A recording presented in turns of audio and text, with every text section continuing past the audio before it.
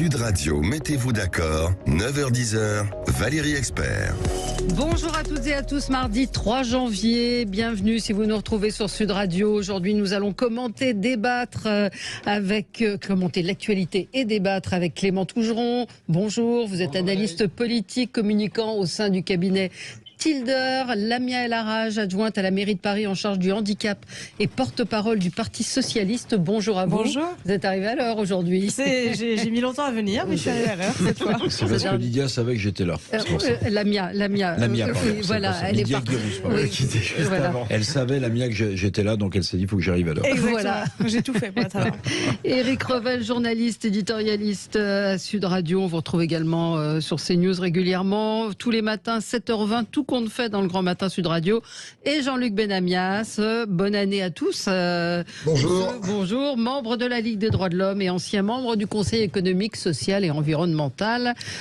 Bonjour à vous. Et on va évoquer la réforme des retraites. 65 ans n'est plus un tabou, c'est ce qu'a dit ce matin même Elisabeth Borne. On va évidemment parler de cette réforme des retraites, la grève des généralistes, les nouvelles mesures de restriction pour les voyageurs chinois et peut-être américains. C'était ce matin dans le Parisien, mais on commence avec vos coups de cœur, vos coups de gueule. Commençons avec vous, Clément Tougeron. C'est en marge, enfin c'est dans l'actualité, C'est dans mais l'actualité. pas politique. Pas politique, oui, ça fait du bien aussi de parler d'autres choses, mais c'est pas non plus un sujet toujours très agréable. C'est plutôt un coup de cœur sur l'Académie des Césars parce que, comme vous le savez, l'acteur Sofiane Benasser était dans les présélectionnés, les 32 présélectionnés des révélations en novembre dernier. Et à la suite d'accusations de 3 personnes, de 3 femmes, une pour violence conjugale et 2 pour viol, eh bien, il a été retiré de cette présélection et il ne pourra pas recevoir les Césars. C'est pas exactement ça. Hein. Non, ça continue. Ne vous inquiétez pas. L'Académie des Césars a donc réagi et a mis en place un groupe de travail.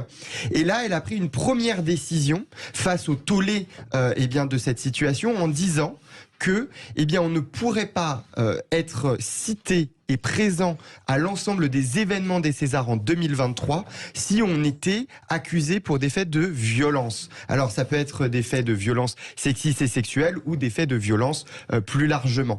Et donc c'est une première réponse parce que de plus en plus on avait le sentiment de revivre ce qui s'était passé avec l'affaire Polanski, vous vous en souvenez, à la cérémonie de 2020. Mais donc concrètement ça voudrait dire que Polanski ne pourrait pas être nommé dans le cadre du meilleur film de l'année. Ou meilleur réalisateur. C'est-à-dire que son film est exclu du potentiel palmarès. Alors, c'est là où c'est un petit peu fou. Oui. C'est qu'il y a une mise en retrait qui exclura toute prise de parole au nom des personnes qui sont mis en cause. Et lors des événements, à l'ensemble de ces événements, mais ils pourront potentiellement gagner un César si les faits ne sont pas appris avant la nomination et la présélection. Donc en gros ils sont punis de petits fours aux Fouquettes. Exactement. Et punis mais il y a un autre élément. C'est un peu hypocrite. C'est un petit peu hypocrite, oui et non, parce que c'est le début d'une réflexion qui s'est entamée. Le groupe de travail doit conclure définitivement son travail vers février, mars, avril.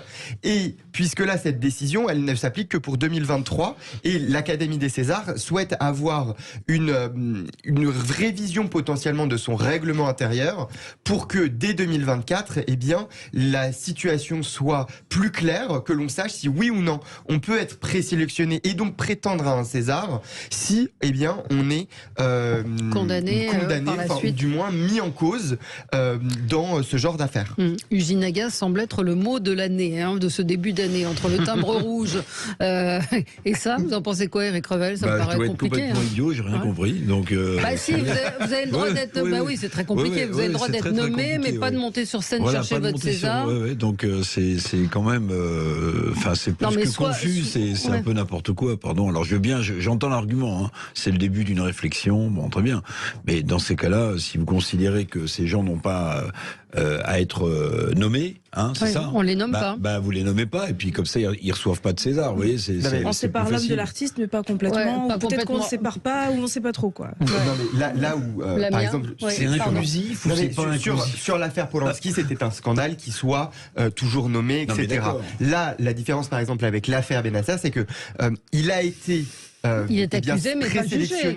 Il a été présélectionné. Oui. Le fait qu'il devienne de plus en plus connu a aussi libéré la parole de la femme. Et donc, les Césars ne savaient pas au moment où il a été présélectionné. Et il n'y avait que des rumeurs. Et là, je comprends qu'on ne va pas dire à une personne, il y a des rumeurs, c'est finito. Bon. Mais en effet, ça pose de toute façon la question du fait qu'il est présumé de toute façon innocent, même s'il y a 3 personnes qui l'accusent. Pour l'instant, il dit qu'il n'est pas coupable et donc il est présumé innocent. Et en effet, on peut se poser la question de se dire, est-ce que c'est au César de le faire? Mais on peut aussi se dire, du coup, continuons et ne faisons rien. Moi, je pense que c'est une bonne décision de la part des Césars. Lamia, elle arrache. Moi, je suis un peu dubitative. Je pense que le vrai sujet qu'on touche du doigt là, c'est la question du temps de la justice, en fait, et du droit à réparation des victimes, dans le respect des principes du droit, parce qu'on est dans un état de droit, et de la présomption d'innocence. En fait, la difficulté à laquelle on est confronté, c'est que dans les cas d'agression sexiste ou sexuelle, le temps de la justice est extrêmement long, ce qui est très difficile pour les victimes. Et on voit bien qu'aujourd'hui, il y a un malaise tout à fait légitime, évidemment, de la société face à ce type de situation. En réalité, le fait d'obtenir réparation et d'obtenir donc justice le plus rapidement possible permet en fait de se passer de ce type de débat. C'est-à-dire qu'à partir du moment où vous êtes condamné, à ce moment-là, il y a aussi du côté des Césars ou d'autres institutions une exemplarité qui se met en place et qui amène à une forme d'exclusion si c'est ça qui est jugé opportun. Jean-Luc Benamias. C'est un phénomène malheureusement qui dure depuis très longtemps. De ne pas savoir comment faire quand la justice met autant de temps pour juger un certain nombre d'actes. Et dans ce cadre-là, les limites sont où? Qu'est-ce qu'on peut faire? Le cas Polanski est un cas extrêmement... ça fait longtemps que ça existe.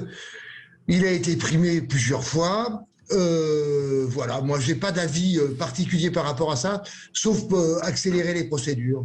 Au moins, on arrête d'avoir cette histoire de présomption d'innocence qui est extrêmement importante, mais quand elle dure dans ces cas-là... c'est ça, plusieurs mois, voire plusieurs années. Plusieurs années. Et que les condamnations pour viol, je le rappelle, représentent, je crois que c'est 1%, moins d'1%. Donc c'est sujet très... Une durée moyenne d'instruction qui est de 5 ans. Lamia, vous avez un coup de cœur ce matin, un coup de gueule? Alors c'est plutôt un coup de gueule pour rester dans la situation de flou. Moi c'est plutôt la rentrée sociale qui m'inquiète un petit peu, la rentrée tout court. On a, là j'étais en train de regarder un petit peu la presse en arrivant, on a Elisabeth Borne qui vient de suspendre, je ne sais pas si vous avez vu, la baisse d'indemnisation de 40% du chômage en cas de plein emploi. On a une réforme des retraites qui est censée arriver le 10 janvier et qui est censée s'appliquer dès cet été, mais on ne comprend pas trop comment tout ça va être mis en œuvre, travailler jusqu'à 65 ans, pour qui, pourquoi, avec un président de la République qui considère que la pénibilité est un mot qui le dérange, je crois que c'est ça qu'il a dit, parce qu'il n'y a pas de... c'est à considérer que le travail est pénible. Je crois qu'il n'a jamais vraiment travaillé dans des métiers difficiles, dans la rue, à port de charges lourdes ou la nuit. On a aussi une situation absolument kafkaïenne. Ce matin, je lisais aussi un article où 80% des boulangers pensent fermer leur commerce dans le cadre du premier trimestre à cause de l'augmentation du prix de l'inflation. Et on n'est pas en train de parler d'un commerce non essentiel, parce que pour le coup, on sait bien que dans un certain nombre de villages et de lieux, la fermeture d'une boulangerie, c'est aussi la mort d'un village, mais c'est aussi derrière des familles, c'est des commerces qui s'effondrent, c'est tout un pan de l'économie qui s'effondre. Et je vous cache pas qu'entre ça et la situation dans les urgences, la situation à l'hôpital, la situation en médecine libérale, pour ma part, je suis quelqu'un de très optimiste dans la vie, mais là, je suis extrêmement inquiète de ce qui nous attend dans les prochains mois.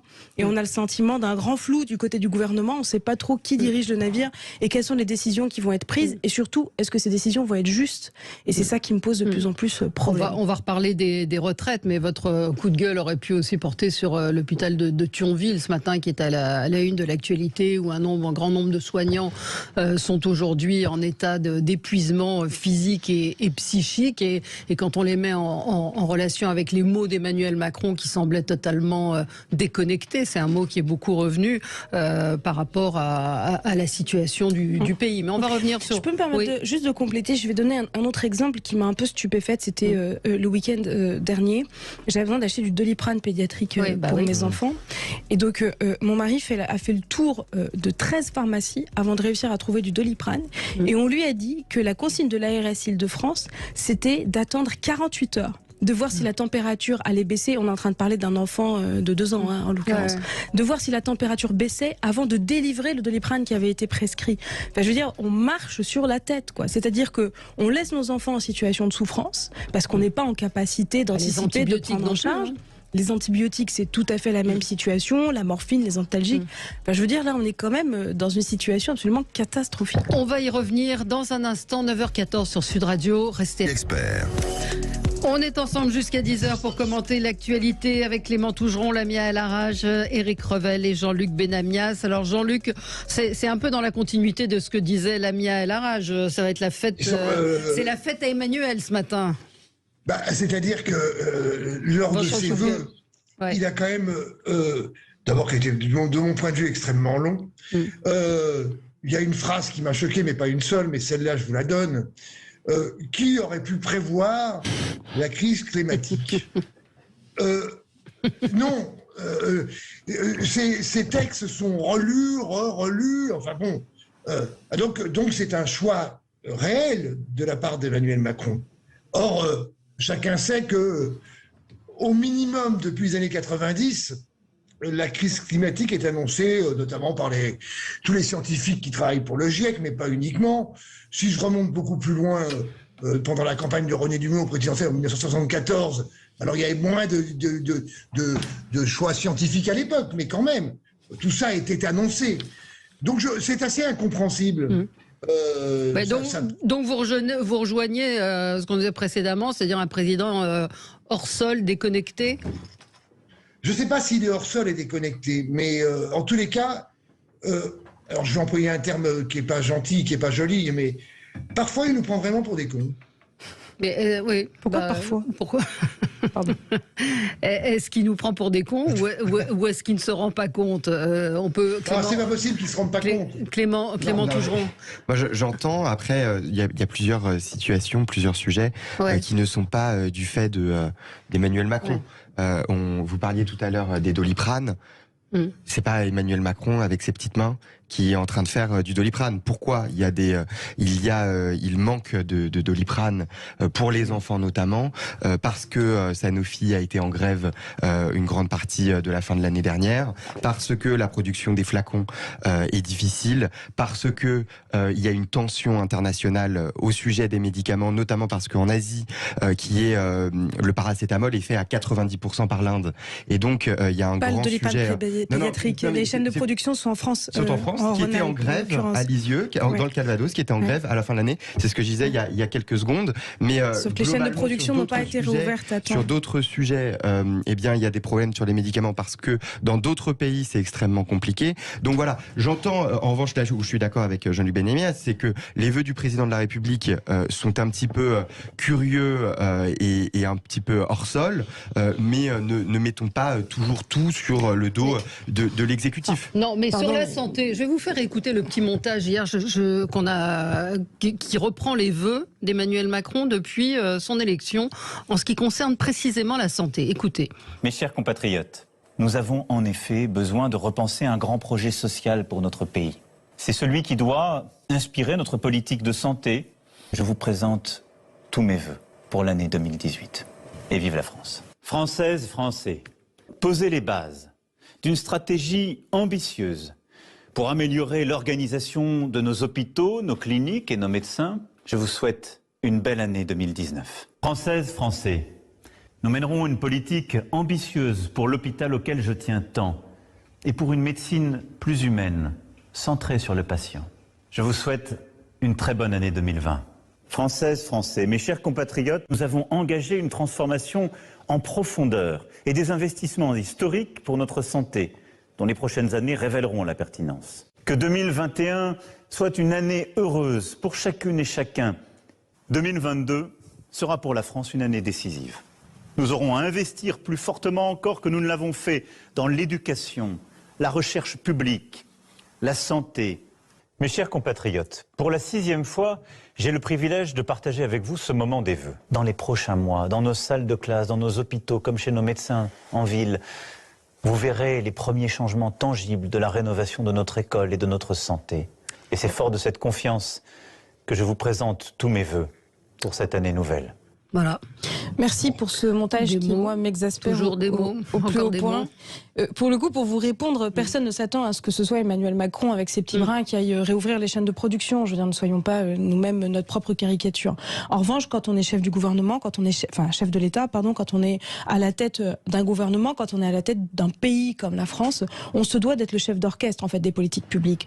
Or, on est en train d'assister aujourd'hui, en 2022, à une forme d'effondrement. Et je mesure mes mots. Comme je le disais, je n'ai absolument pas pour habitude d'agiter la dramaturgie politique. En revanche, là, je suis extrêmement inquiète. Parce qu'on n'est pas en train de parler de petits sujets, on est en train de parler de fondamentaux. Aujourd'hui, ce qui est en train de se passer concrètement sur les questions santé, c'est de la perte de chance pour un certain nombre d'individus, d'une part. Je vous invite à regarder notamment ce qui est en train de se passer dans les hôpitaux pédiatriques. C'est une catastrophe. Nous ne parlons même pas de la psychiatrie ou de la pédopsychiatrie où on est en train d'assister à un effondrement concret de toute capacité de prise en charge collective et de prise en charge des individus. On est en train d'assister à une forme de maltraitance institutionnelle parce que quand vous avez un enfant qui est fiévreux, quand vous avez un enfant qui est malade, quand vous avez un enfant qui souffre, considérez qu'il ne va pas être soigné tout de suite, mais dans 2 jours, dans 3 jours, dans 4 jours, parce que non pas qu'on n'en a pas envie, mais on n'en a pas la capacité, c'est de la maltraitance institutionnelle, c'est une perte de chance et c'est un traumatisme induit. Et ça, c'est la responsabilité concrète d'Emmanuel Macron. À l'école, il n'y a plus d'enseignants. Dans les crèches, il n'y a plus d'assistants de périculture pour prendre en charge les enfants. À l'hôpital, il n'y a plus de soignants. Dans les transports en commun, on parlait de la RATP, il n'y a plus de chauffeurs de bus. C'est quand même un effondrement global. J'avais juste une précision sur l'approvisionnement en Doliprane pédiatrique. Après, sur tous ces sujets-là, je l'entends complètement et je comprends complètement votre colère, notamment sur la prise en charge d'enfants qui c'est extrêmement compliqué, extrêmement long.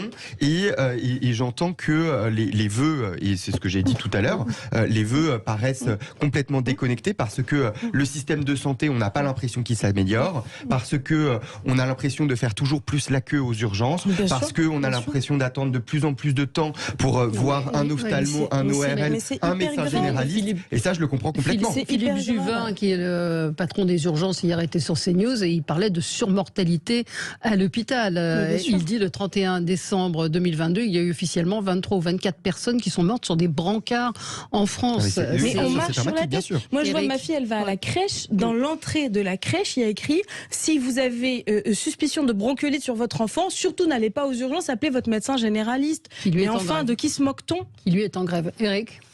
Oui, c'est un désastre. Vous savez, dans les années 80-90, il y avait une spécialité d'économie qui était avec des gens comme Paul Béroc, le tiers-monde dans l'impasse, Samir Amin, l'échange inégal. Il y avait le concept des pays en voie de développement. Vous voyez, on disait les pays en voie de développement. Et ben aujourd'hui, je pense que la France est un pays en voie de sous-développement en réalité. On a laissé tomber nos services publics, c'est évident. Mais la question que je me pose fondamentalement, c'est on a quand même des gens intelligents dans ce gouvernement, des gens qui réfléchissent, des hauts fonctionnaires. Quel est l'intérêt de continuer à laisser se dégrader le service public de santé? Alors certains me diront c'est pour privatiser en partie, bon, très bien. Mais quel est l'intérêt de, vu le contexte social du moment, de laisser tomber ce qu'il y a de plus cher pour les Français, et c'est normal, et pour tout peuple, c'est-à-dire la question de la santé. Quant à l'ARS, tout à l'heure, j'entendais Lamia qui parlait de laisser vos enfants avec de la fièvre pendant 48 heures, mais pardon, je suis pas médecin, mais je rappelle qu'un enfant qui a beaucoup de fièvre peut convulser. Alors si l'ARS donne ça comme élément de langage, laissez-les avec de la fièvre pendant 48 heures, si c'est une position officielle, c'est extrêmement grave. C'est très grave, ouais. Oui. Jean-Luc Benamias? Je crois que le problème de l'ARS, on en a déjà discuté pendant la crise du Covid, est un problème central. L'ARS sert à quoi? À faire des économies. Or, dans le monde de la santé, faire des économies dans la période qu'on vit, c'est très difficile. Pour le reste, je suis un peu étonné par rapport à... J'entends que cette espèce d'absence de produits Doliprane, notamment en région parisienne. excusez-moi, mais en Marseille, cette absence n'existe pas. À Aix, elle existe. Il n'y a pas de Doliprane pédiatrique. Donc l'ARS, proche à Aix-en-Provence qui vous dit que Doliprane pédiatrique impossible à trouver dans les pharmacies. L'ARS ne fait pas son travail de coordination. Bon, Éric, vous aviez un coup de gueule ou pas? Oui, alors la première ministre m'a en partie répondu ce matin lors de son interview sur une chaîne concurrente. Ouais. Parce que j'avais remarqué un petit truc, mais c'est sans doute une maladresse. Oui, sur la réforme des retraites. C'est que vous savez qu'elle a annoncé avant les ultimes négociations et autres arbitrages que la première année qui serait réformable, c'est l'année 61. Alors je vous cache pas que ça m'intéresse beaucoup parce que c'est la mienne, vous voyez. Et alors j'étais un peu navré au début, puis j'ai lu les journaux le lendemain, donc il y a quelques jours. Et puis en fait, elle dit, la réforme, ça concernera ceux qui sont nés au second semestre 61. Et là, j'ai levé les bras au ciel. Je me suis dit, mais c'est génial, parce que moi, je suis né au premier semestre 61, donc j'échapperai à la réforme. Et par souci professionnel, j'ai regardé la date de naissance de Madame Borne. Alors, Madame Borne, elle est née le 18 avril 61. Donc au premier semestre. On a 5 jours d'écart, et donc elle est née au premier semestre. Donc, c'est évidemment, elle a dit quoi? C'est une absurdité. Oui, elle a dit, c'est totalement ridicule. C'est totalement ridicule. C'est une maladresse, mais c'est vrai que c'est à la fois un chouïa mal d'imaginer que faire passer une réforme des retraites en France, dont la première ministre échapperait parce qu'elle est née au premier semestre 61. Mais je veux bien croire que tout ça, c'est un peu de la déformation professionnelle, mais j'ai trouvé ça curieux quand même. Oui, c'est vrai. Voilà. Je le dis depuis quelques jours. Alors, je suis content qu'elle ait répondu à la question ce matin et qu'elle a balayé ça d'un revers de main en disant tout ça est ridicule. Bon, très bien, mais quand même. Oui, Jean-Luc. Vous vous rendez compte quand même que où on en est, c'est ça. Cette réforme des retraites, on appelle moi régression sociale et pas réforme, depuis maintenant plusieurs mois, si ce n'est plusieurs années. Oui, ça c'est sûr. Et que on a un front syndical, je le dis souvent sur cette antenne, qui est unanime par rapport au refus de cette réforme des retraites telle qu'elle est proposée. Et ça continue à discuter parce qu'on sent bien qu'Elisabeth Borne, en fin de partie, là, est en train d'essayer de voir, avec ce qu'on appelle les syndicats dits réformistes, l'UNSA, la CFDT, la CGC et la CFTC, de continuer à discuter. Mais ça, à un moment donné, il faut que ça s'arrête. Il faut que ce que demandent ces syndicats dits réformistes soit largement entendu. La CFDT dit, Laurent Berger dit régulièrement, pas de retraite à 64 ans, 65 ans. C'est clair, c'est net, c'est précis. Alors, ça change tout, évidemment, par rapport à ce que dit Éric, ou par rapport à Elisabeth Borne. C'est-à-dire qu'effectivement, dans ces cas-là, la règle du premier trimestre, de deuxième trimestre 61 n'existera plus. Ma chère compagne, ma femme, est dans ce cadre-là. Mais elle est juste après. Donc eh oui. C'est pas de bol. Il fallait l'être avant, qu'est-ce que je vous dise. Bon, mais ça, j'y peux rien. On va parler de cette réforme des retraites et puis de cette interview ce matin, effectivement, d'Elisabeth Borne qui dit que 65 ans n'est pas un totem. Donc, un totem, c'est quelque chose qui ne doit pas bouger. Donc, ça veut dire qu'il y a peut-être une inflexion qui est en cours. 64 ans. Oui. Bah, on va en parler dans un instant. Films, hein, il y a le good boy et le bad boy. Donc là, il y a peut-être la good girl et le bad boy de l'autre côté. Le président et le président, quoi. Ouais, c'est un petit jeu à deux. Allez, on se retrouve tout de suite à 9h29 sur ce. On parle de la réforme des retraites avec ce matin l'interview d'Emmanuel Borne chez nos confrères de France Info. Qu'est-ce que j'ai dit? Emmanuel Borne, c'est bien. Quel beau lapsus. C'est un joli lapsus. Tout à l'heure, j'ai dit tabou au lieu de totem. Enfin bref, le départ à la retraite à 65 ans n'est pas un totem, donc a-t-elle affirmé ce matin. Elle a affirmé également que le retrait du décret diminuant la durée d'indemnité de 40% en cas de chômage sous les 6%, donc serait effective. Cette réforme des retraites, on sent que le gouvernement est assez empêtré et je crois que c'est dans le Parisien que ce matin un article disait qu'Emmanuel Macron sentait que ça tanguait très sérieusement. Comment vous voyez les choses? Peut-être Éric Revel, vous n'avez pas beaucoup entendu ce matin sur cette réforme des retraites. Oui. Effectivement. Non, mais, mais peut-être que ce gouvernement ou ce président de la République manque de sens politique. Il y a deux choses. Il y a est-ce qu'il faut faire une réforme des retraites? Bon, le corps. Le Conseil d'orientation des retraites avance des chiffres que vous pouvez lire, bon, un peu comme vous voulez. Ce qui est sûr, c'est qu'il y a moins d'actifs qui travaillent par rapport au nombre de retraités et que tout ça est en train de s'inverser et que donc c'est un sujet. Ok. Mais le sens politique, ce serait quand même de considérer le contexte social et politique du moment pour se poser la question, si on est à la tête de l'État ou d'un gouvernement, en disant à quel moment on met le feu. Est-ce que c'est bien le moment d'ailleurs, après ce que le gouvernement a fait sur l'assurance chômage, c'est-à-dire qu'il a fait signer les papiers aux syndicats et il est revenu dans leur dos pour en remettre une pelletée. Est-ce qu'au moment où vous réformez le compte de personnel de formation, le CPF, dont une partie restera à charge, notamment des salariés les plus pauvres, est-ce que tout ça a du sens, sauf à se dire que Emmanuel Macron, finalement, a fait campagne sur un truc pour sa réélection, sur la réforme des retraites. Donc, est-ce que c'est un problème d'ego ? Est-ce que c'est un problème d'efficacité économique ? En tout cas, je trouve que ce gouvernement et ce chef de l'État manquent de sens politique. Parce que on a un contexte qui est extrêmement dégradé en France. Il ne faut pas se le cacher. Mais donc, quoi, il ne faut pas la faire, cette réforme ? Je ne dis pas qu'il ne faut pas la faire. Je dis qu'il faut regarder dans le détail, avancer d'autres arguments. On en parlait tout à l'heure, Valérie. On nous explique que les marges de manœuvre financières qui seraient dégagées par cette réforme des retraites serviraient à autre chose qu'à sauver le régime des retraites de base. Donc, en fait, on ne comprend rien. Tout est flou, tout est confus. Et puis quand même, comme lui disait Jean-Luc tout à l'heure, quand vous avez tous les syndicats contre vous, y compris les plus réformistes, que vous mettez en plus en difficulté, vous l'avez choisi comme interlocuteur, Monsieur Berger, et la CFDT, vous le foutez dans la panade.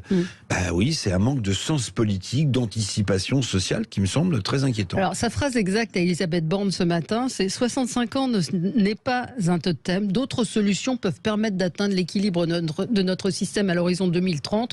Nous n'irons pas au-delà des 43 années de cotisation. Personne ne devra travailler 47 ou 48 ans. » En effet, il y avait la réforme. En fait, il y a un petit pas en arrière quand même. Il y a un petit pas en arrière, parce que... Ils font semblant. Alors, parce qu'elle sait que la rentrée peut être difficile pour elle, et on entend de plus en plus dans l'écosystème gouvernemental que si ça ne passe pas, il y aura un remaniement d'ampleur au mois de mars-avril. Elisabeth Borne revient sur deux sujets. Le premier, vous le disiez, sur les 43, parce que la précédente réforme, la réforme Touraine, prévoyait un maximum de cotisation de 44 années, et les syndicats avaient peur qu'on aille jusqu'à ces 44. Elle dit non, on n'ira pas jusqu'à ces 44 annuités, qui sont possibles légalement, mais on n'ira pas jusqu'à là. Et elle dit, je suis ouverte au débat sur les 65 ans, parce qu'elle sait que, de toute façon, ces 65 ans, c'est inaudible. Et elle a quand même suffisamment peur, en sachant qu'elle est finalement un petit peu seule sur le dossier. Ce qui, moi, me frappe un peu, c'est que dans ce gouvernement, on a la première ministre qui, finalement, devient de plus en plus visible. Alors, ça ne veut pas dire populaire, mais elle est visible. Et puis, on a très peu de ministres qui sont audibles et qu'on voit aller au front. Alors, on avait Bruno Le Maire, en effet, hier sur Quotidien. Mais quand on regarde les interviews de Bruno Le Maire, elles sont finalement assez rares. C'est les vieux de la vieille qui sont aujourd'hui très visibles. Gabriel Attal, elle est visible parce que tout le monde veut se cacher derrière elle. Exactement. Et un exactement fusible ça. est visible. Exactement ça. Donc elle est obligée de trouver des solutions. Vous le déconnectez quand vous en avez plus besoin. Exactement. Pardonnez-moi, mais ça va être le fusible utile de cette réforme si elle foire. Oui, mais et donc si elle foire, ça veut dire quoi ? Qu'il n'y aura pas de réforme des retraites. Moi, je pense que c'est en ça qu'elle dit que la question de l'âge légal n'est pas un totem, en fait, parce qu'il faut parler d'annuité de cotisation, effectivement. L'âge en tant que tel, en soi, c'est pas tant le sujet. En revanche, le nombre d'annuités de cotisation et la question des critères de pénibilité, moi je reviens là-dessus, mais qui ont été supprimés par Emmanuel Macron en 2017 lors de sa première élection, alors que aujourd'hui, on sait bien qu'il y a des différences majeures entre les plus précaires et les plus favorisés à âge égal. L'espérance de vie à 60 ans quand vous êtes ouvrier, en gros quand vous êtes parmi les hommes les plus précaires ou quand vous êtes cadre supérieur, n'est absolument pas la même. Elle est de moins de 2 ans pour un certain nombre de travailleurs précaires. Donc c'est ça en fait la question de la justice sociale et de comment on le prend en compte. Moi là où je vous rejoins, c'est que je partage votre analyse sur le fait que non pas elle est visible, mais je pense qu'elle est exposée. Parce qu'effectivement personne n'a envie d'assumer un certain nombre de responsabilités. Je vais prendre un autre exemple très concret. On a eu la grève des contrôleurs SNCF en pleine période de Noël, où tout le monde a tapé sur les contrôleurs SNCF. Je ne veux pas ouvrir le débat sur est-ce qu'ils auraient dû ou pas faire grève. Toujours est-il que la grève est une façon d'établir un rapport de force avec une direction, et en l'occurrence, le préavis de grève était sur la table de la direction de la SNCF depuis un certain temps, avec un certain nombre de revendications. On en pense qu'on veut. La question de la revalorisation des salaires, je crois qu'on va parler des médecins juste après, la question des conditions de travail, la question de l'accompagnement des carrières et de la façon qu'ont les individus de pouvoir vivre dignement des revenus de leur travail est un sujet qui préoccupe tout le monde aujourd'hui. Est-ce que vous avez entendu Clément Beaune là-dessus? Absolument pas. C'est une catastrophe absolue, les transports franciliens en ce moment, avec des enjeux colossaux, à 2 ans, même pas 1 an et demi de l'accueil des Jeux Olympiques. Est-ce que vous entendez le ministre des Transports sur ce sujet? Absolument pas. Alors qu'on est en train de parler de transition écologique. Ce que je veux dire par là, c'est que mais bon, je redis ce que j'ai déjà dit tout à l'heure, c'est la confusion la plus totale. On ne sait pas qui gère quoi, on ne sait pas qui fait quoi. Et en plus de ça, la notion de dialogue social, moi je vous rejoins complètement. Quand vous avez même la CFDT qui était plutôt de bonne composition et avait une volonté de pouvoir négocier, discuter, qui aujourd'hui dénonce et la méthode et le fond, enfin à un moment il faut se poser des questions. Et oui, je pense que c'est la rentrée de tous les dangers. Ça fait quelque temps qu'on le dit, mais je pense qu'à un moment la situation sera explosive parce que les gens ne peuvent plus tenir. Jean-Luc Benamias. La situation est déjà explosive. Elle est déjà explosive et quand on parle des salariés... Pardon Jean-Luc, on avait dit qu'elle allait exploser en septembre. Ouais, c'est ça. Non, c'est... comme les choses traînent et que les discussions traînent et que tout cela fait que... et puis qu'on est quand même dans un pays où les choses sont assez calmes par rapport à beaucoup d'autres pays dans le monde, c'est le moins qu'on puisse dire, celui de regarder l'actualité internationale. Disons qu'on n'est pas à 3 mois près. Mais là, c'est parti. Il s'est passé quelque chose lors du dernier congrès de la CFDT. C'était au dernier trimestre de cette année, de l'année dernière, pardon. La CFDT la direction de la CFDT était assez prête à lâcher un certain nombre de choses. Pendant le congrès, dans ce syndicat dit réformiste parce qu'il l'est, les délégués du congrès ont été à l'encontre de la direction de la CFDT. C'est une première depuis très longtemps, depuis quasiment 20 ou 30 ans. Et évidemment, et heureusement, Laurent Berger est obligé d'en tenir compte.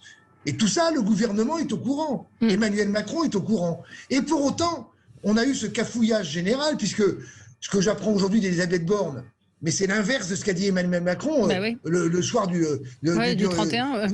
Du 31. Donc, c'est confus. Quand vous écoutez, vous n'en avez pas parlé, mais Monsieur Dussopt, qui normalement est celui qui est en charge de tout cela, il lâche rien, lui. Il continue sur sa ligne. On va vers une grève forte. Est-ce qu'elle sera très forte? Est-ce que les mouvements sociaux seront des mouvements très forts? J'en sais strictement rien. Ce qu'on sait, c'est qu'ils s'y préparent. Et que quand on sait cela, quand on est au gouvernement ou à la présidence, on fait extrêmement attention parce qu'il y a bien d'autres choses à gérer que cette histoire de ce que j'appelle de la réaction sociale, de réforme des retraites. Parce que, en même temps, cette histoire d'Elisabeth Borne qui dit « Je retire ce qu'on avait rajouté le 23 décembre par rapport au changement de régulation du chômage. » Tout ça est d'une confusion totale. Ce pays ne va pas bien. Pourtant, il pourrait aller bien. Par rapport à ce que je viens de dire juste avant, par rapport à ce qui se passe dans pas mal d'autres pays du monde. C'est assez étonnant. Qui dirige, à part Emmanuel Macron? Quels sont les conseillers d'Emmanuel Macron? Comment Elisabeth Borne arrive à faire avec ça? J'aimerais pas être à sa place. Oui, ce matin, dans Le Parisien, c'est un auditeur qui m'envoie cet extrait. C'est un bruit qui court dans les ministères. Le gouvernement ne passera pas le mois de mars, craignant des mobilisations spontanées en dehors de tout cadre, type gilet jaune. Emmanuel Macron a récemment enragé, je le cite, plus personne ne tient aucune troupe. C'est ça l'article dont je parle. C'est ce que je voulais dire, en fait. Il parle de gilet jaunisation. Attendez, gilet jaune, mais, pardon, deux mots. Allez-y. Ce qui s'est passé avec les contrôleurs, les syndicats de la SNCF sont des syndicats encore costauds, forts, généralement à peu près un peu radicaux. C'est une association de contrôleurs, vous vous en rappelez, qui a lancé l'initiative. En dehors ou en parallèle, en tous les cas avec les syndicats. Ça peut arriver dans d'autres secteurs. Oui. Éric ? Il y a deux grandes nouveautés, je trouve, dans la forme que prend le dialogue social ou le combat social dans ce pays. C'est 1, les réseaux sociaux, et 2, le fait que ça passe maintenant hors cadre syndical. Bah oui. Et de ce point de vue-là, le mouvement des contrôleurs de grève est exemplaire parce que c'est passé par Facebook, donc une espèce de mobilisation spontanée via un réseau social de masse, Facebook, et c'est passé hors cadre syndical, puisque je vous rappelle quand même que Sudrail, qui est le premier syndicat à la SNCF, et la CGT, qui est le troisième, ont déposé des préavis de grève pour les contrôleurs, mais sans appeler à la grève. Donc c'est absolument rarissime. Absolument. Donc, et c'est là où c'est très inquiétant, finalement. Parce qu'on peut se gausser du fait qu'on ait que 7% de syndiqués dans ce pays, c'est trop peu. Mais la réalité, c'est qu'un gouvernement ou un exécutif qui verrait les mouvements sociaux échapper à tout cadre syndicaux devrait extrêmement s'inquiéter parce que, par définition, ça s'appelle une révolution. Ouais. Vous voyez, ça s'appelle... oui, mais bien sûr. Sudrail n'est pas en tête à la SNCF. Qui est en tête, c'est en syndicat. La CGT. Qui est deuxième, c'est l'UNSA. Qui est troisième, c'est Sudrail. Moi, j'avais Sudrail et CGT en 3. Ce que vous disiez, Valérie, tout à l'heure. Oui, au niveau global de la SNCF. Bref, en tout cas, hors contrôle syndical.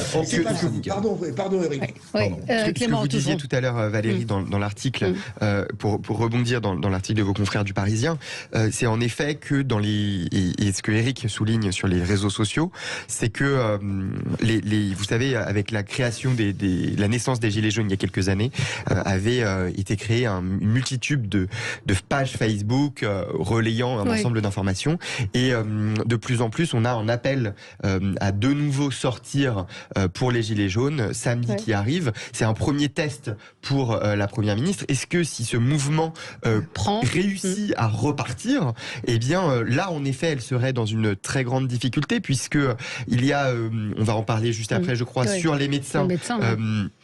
Même si le cas est très particulier, mais il y a un sujet de grève chez les médecins, le sujet de ces Gilets jaunes qui pourrait potentiellement revenir tous les samedis, et ce qui avait durant plusieurs mois empêtré le gouvernement dans son action, et puis la réforme des retraites qui va nécessairement faire naître des cortèges dans la rue, et c'est tout à fait normal et légitime, et il y aura et après on verra l'ampleur de ces cortèges, mais ils vont exister, et ça va mettre dans une difficulté importante le gouvernement qui pensait, comme vous le disiez tout à l'heure Valérie, que les explosions commenceraient plutôt en septembre. Finalement c'est à cette période là où il va faire froid, les prix vont être difficiles à assumer pour un certain nombre d'entreprises ou de particuliers, et donc une grogne sociale qui va être démultipliée. Allez, petite pause, 9h45 sur Sud Radio, et on va parler des médecins effectivement en grève, et de cette annonce également d'Elisabeth Borne qui demande l'étalement du paiement des factures et le report des impôts pour les entreprises en difficulté face à la crise énergétique. Donc je ne sais pas comment on va payer ça encore une fois. Elle demande de permettre aux entreprises qui sont en difficulté donc d'étaler ce paiement sur les premiers mois de l'année. On semble jusqu'à 10h pour commenter l'actualité. Ce matin, toujours petite phrase d'Elisabeth Borne, la grève des médecins généralistes n'est pas vraiment responsable. Elle trouve que ces médecins ne devraient pas faire grève. Comment comprendre cette phrase, Eric? De la Première ministre, c'est de dire au moment où... il y a une discussion qui est en cours. Elle dit, j'entends qu'ils aient des... Puis vous avez les épidémies de bronchiolite, ce qu'on disait tout à l'heure, de Covid et de grippe saisonnière. Alors après, vous connaissez aussi l'argument contraire qui est de dire, oui, c'est jamais le bon moment de faire grève. Bon. Mais ce qu'il faut quand même souligner, c'est que les médecins libéraux, ça n'arrive jamais qu'ils fassent grève. En fait. C'est ça aussi, vous voyez, on parlait d'alerte sociale tout à l'heure, pour dire est-ce que ça va exploser ou pas. C'en est une autre, Des médecins libéraux qui font grève, et il faut quand même savoir, je regardais les chiffres, qu'en 10 ans, les médecins généralistes en cabinet en France sont passés sur le territoire, d'où l'accroissement des déserts médicaux, de 67 000 à 54 000. C'est-à-dire qu'en 10 ans, on a perdu 1% de médecins généralistes tous les ans. En 10 ans seulement. Bon, et puis quand même, évidemment, 25 €, c'est de l'argent, mais ce que je veux dire, c'est que des gens qui ont fait des études et qui, depuis, je crois, c'est 22 ans, 23 ans, en gros, le prix de la consultation n'a pas changé, alors que les charges s'accroissent, alors qu'ils ont des problèmes d'assistanat dans les cabinets et autres, etc. C'est un vrai sujet, je trouve. Et le bout du bout, mais c'est un peu tard maintenant. C'est pour ça que je pense qu'il faut réformer totalement le système de santé en France. C'est que quand on a mis en place le numerus clausus dans les années 70, en fait, on a fait comme si la santé était un bien de consommation courante qui répondait à une loi de l'offre et de la demande. Et l'idée du numerus clausus à l'origine, bon, vous aviez des pontes qui ont applaudi parce qu'ils gagnaient plus d'argent aussi, eux. Hein. Moins de médecins, c'était plus d'argent pour les mecs installés. Mais en réalité, l'idée de base, saugrenue aujourd'hui, avec le recul, je fais du wokisme, vous voyez, je réanalyse l'histoire avec 30 ans d'écart. Mais quand même, c'était de dire, si on diminue l'offre de médecins, on aura moins de demandes, on aura moins de patients. Mais pas du tout, les gens sont malades. De la même manière. Donc en réalité, on a traité ça comme un bien de consommation courante et on s'est planté. Et sans compter, c'est une parenthèse, mais les médecins étrangers qui arrivent en France pour soigner dans certains déserts médicaux, j'en parlais avec un médecin qui me disait c'est bien et en même temps c'est pas bien parce qu'ils n'ont pas la même perception de la douleur, ils n'ont pas la même perception, la même formation que peuvent avoir les médecins français. Donc c'est pas du racisme, mais c'est de dire qu'il y a quelque chose de différent dans la prise en charge des malades quand on est un médecin, étranger. Souvent, ils n'ont pas les mêmes salaires, Valérie. Oui, mais je parle des généralistes. Mais moi aussi, je parle de médecins généralistes. Quand ils font des remplacements, ils sont payés pareil. Ils sont payés pareil. Parce que quand c'est un remplacement, c'est 60% de 25 € du médecin qui remplace. Mais le sujet, ce qu'Éric soulignait, en effet, il y a le sujet du tarif qui doit être revalorisé puisqu'il n'a pas bougé depuis. Après, le doublement paraît difficile à assumer financièrement. Là où les réponses en face, c'est de dire oui, mais vous avez des études gratuites, etc. Vous avez là où en revanche des cotisations sociales qui sont prises en charge par l'État. Il faut quand même le rappeler. Oui, voilà, c'est ça, tout ce genre de choses. Bon. Mais là où ce sujet ne répond pas à l'autre sujet qui est les déserts médicaux en France. C'est pas parce qu'on va passer à 50 € la cotisation. Non, il n'y aura pas plus de médecins. Il n'y aura pas plus de médecins, il n'y aura pas plus de possibilités de prendre des rendez-vous. Rendre le métier plus attractif. Rendre le métier plus attractif, sauf que former un médecin, je pense pas que la question de l'attractivité soit encore... Aujourd'hui, on a beaucoup de demandes et on avait très peu de place. Le numerus clausus a été supprimé il y a 2 ans, mais on ne forme pas un médecin en 2 ans. Non, mais vous savez ce qui se passe. Le temps que ça arrive, ça va prendre énormément de temps. Mais aujourd'hui, les jeunes médecins diplômés partent à l'étranger, partent au Canada, partent en Suisse. On leur propose des postes beaucoup mieux payés avec des conditions salariales plus intéressantes et ils partent. Donc il y a aussi cette question-là de l'attractivité. Peut-être que l'État doit dire, puisque on vous forme, vous devez, par exemple comme les polytechniciens, dire on augmente vos salaires, mais vous devez 4, 5, 10 ans à l'État ou ce genre de choses. Ce qui fait pour d'autres écoles publiques en France. Oui, il y a un certain nombre de propositions qui sont sur la table depuis quelque temps, notamment les parlementaires socialistes, que ce soit à l'Assemblée ou au Sénat, avaient fait des propositions sur la question des déserts médicaux. Si vous me permettez, je pense sincèrement qu'il faut sortir... la seule mesure qu'on a retenue, c'est le doublement du tarif de la consultation, en passant de 25 à 50 €. Mais la réalité, c'est que ce qui est évoqué, le mal-être évoqué par les médecins libéraux, il est éminemment plus important et beaucoup plus complexe que la seule question de la tarification, même si je comprends qu'elle soit particulièrement surprenante, pour ne pas dire choquante, dans un moment de très grande inflation et au moment où l'ensemble des salariés demandent la revalorisation de leur rémunération. Le problème qu'on a, c'est que vous avez des déserts médicaux, vous avez des professionnels de santé qui travaillent toute la journée et derrière leur consultation, il y a un temps administratif qui est colossal, qui est à l'œuvre. Il y a la question de l'exercice isolé de leur profession, il y a la question des agressions, des incivilités auxquelles ils sont confrontés, des rendez-vous non honorés. Donc ce que je veux dire par là, c'est que je parlais tout à l'heure d'effondrement, il y a un effondrement de la médecine libérale qui est à l'œuvre et qui aujourd'hui voit, je dirais, ses revendications se cristalliser sur la question de la rémunération, mais il n'y a pas que ça. Nous avions proposé il y a de ça quelques années de mettre en place des assistants médicaux qui soient pris en charge par l'assurance maladie, de mettre en place des professionnels, des médiateurs de santé qui viennent accompagner les professionnels de santé pour dégager du temps d'exercice purement médical, et ça n'a pas été entendu. Les déserts médicaux, vous avez tout à fait raison, la numerus clausus à la base avait été mis en place pour permettre à quelques-uns de mieux travailler, d'être mieux rémunérés, mais c'est une aberration aujourd'hui. Alors il a été supprimé, oui c'est vrai, Olivier Véran en est très fier, mais je rappelle quand même qu'il a été supprimé sans que les capacités d'accueil en faculté de médecine n'aient été augmentées. Et donc on en arrive toujours au même problème. Vous avez un amphithéâtre qui peut contenir 300, 400 ou 500 personnes, il n'en contiendra pas plus parce que vous avez supprimé le numerus clausus. Donc je pense que ce qu'il faut aujourd'hui, c'est un choc complet, c'est une réforme d'ampleur globale du système de santé, à la fois côté hospitalier, à la fois côté libéral. Sinon, ça ne fonctionnera pas. Vous avez entendu Emmanuel Macron depuis 5 ans, pour le coup, qui dit l'année prochaine, dans les mois qui viennent, vous allez voir les changements, etc. Bien sûr, il a déjà promis ça.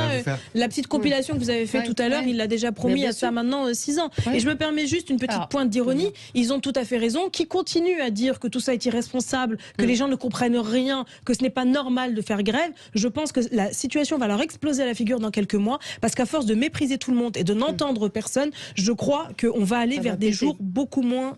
Ça va vous faire plaisir, Valérie, puisque le président de la République, puisque vous adorez l'écouter, l'Élysée a annoncé qu'il y aurait un grand discours type discours de l'Europe. Vous savez, il avait fait un grand discours en 2018 pour donner ses grands axes, etc. etc.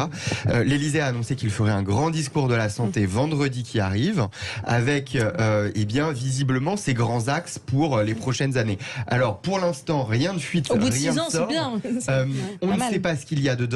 Le cabinet du ministre François Braun ne répond à aucune question des journalistes et renvoie automatiquement vers l'Élysée. Le président souhaite visiblement faire son grand momentum de la santé, peut-être soit pour répondre aux généralistes et puis en même temps donner plus de visibilité. Mais en effet, ça commence à devenir urgent après tout l'ensemble des difficultés qu'on a vues et les crises Covid. Jean-Luc, vous connaissez beaucoup de pays où c'est le président de la République qui décide de tout. Qu'il y a un gouvernement qui essaye de ramer régulièrement, quel que soit le Premier ministre ou quels que soient les grands ministres qui existent dans ces gouvernements. Moi, quand je regarde le reste de l'Europe, parce que vous avez rappelé le discours sur l'Europe, qu'est-ce que ça a donné après le discours sur l'Europe? L'Union européenne a changé? Pas vraiment. Rien du tout. L'écoute de la France par rapport à ce qui se passe en Union européenne a augmenté? Pas vraiment. On voit toutes les difficultés. Il faut arrêter d'avoir un prince qui gouverne le tout. Il faut faire confiance aux gens qu'on a nommés. Il faut faire confiance aux différents ministres qui existent dans la République, aux différents secrétaires d'État. Je ne suis pas sûr qu'ils soient... Mais si on ne fait pas ça, la parole de ces gens-là, notamment la parole de la Première ministre, c'est une parole qui ne passe pas, qui n'est pas écoutée, puisqu'on attend à chaque fois que le président de la République dise le pour et son contraire. Un mot sur le Covid et les Chinois. Pékin vient de déclarer que c'était inacceptable qu'on impose des tests aux voyageurs chinois. Peut-être un commentaire. Il faut toujours préférer la démocratie à la dictature. Il a dit, le ministre des Affaires étrangères chinois, qu'il pourrait prendre des contre-mesures de représailles. En fait, c'est l'effondrement total de la stratégie Xi Jinping, président chinois, contre le Covid. C'est planté partout. Totalement. Complètement. Confinement, révolte sociale à l'intérieur de la Chine, mise en danger. On ouvre les portes, on fait n'importe quoi. Un vaccin, visiblement, qui n'est pas vraiment à la hauteur. Donc, en fait, c'est un fiasco total de la politique sanitaire en Chine, avec comme corollaire le fait que, comme c'est plutôt une dictature, vous n'avez pas de transparence sur les chiffres. En fait, on vous dit il y a 100 000, 200 000, peut-être 1 million de personnes qui vont mourir. Alors, le seul avantage, disent les spécialistes des tests PCR à l'entrée, c'est d'essayer de repérer des nouveaux variants qui viendraient de Chine. Mais je ne sais pas si puisque vous parliez de Juvin tout à l'heure, ce qu'il a annoncé, c'est que jusqu'à présent, vous aviez 8 plateformes qui faisaient du séquençage de virus en France. On n'en a plus que 2 qui tournent aujourd'hui. Non, mais attendez, c'est juste absolument hallucinant. Donc, vendredi, le président de la République, il a intérêt à numéroter ses abattis en nous annonçant une stratégie pour la santé. Parce que je vous rappelle que le 13 juillet 2020 a été signé le Ségur de la santé avec 12 milliards à la clé, qui sont tombés dans les sables mouvants, parce que les soignants vous disent, mais qui sont devenus ces 12 milliards. Il y a eu des revalorisations. Oui, très bien. Ça n'a pas suffi à sortir de l'ornière le service de santé français. Donc, on va attendre vendredi. On espère beaucoup du président, mais attention, c'est à double tranchant. S'il annonce rien ou qu'il amuse les gens... par rapport à la dictature chinoise, c'est qu'ils aient reculé. Et ça, c'est un phénomène intéressant au niveau mondial de voir que les pires dictatures peuvent reculer. Voilà, et je rappelle qu'il y a 56 infirmières sur 59 au CHU de Thionville qui sont en arrêt maladie. Voilà.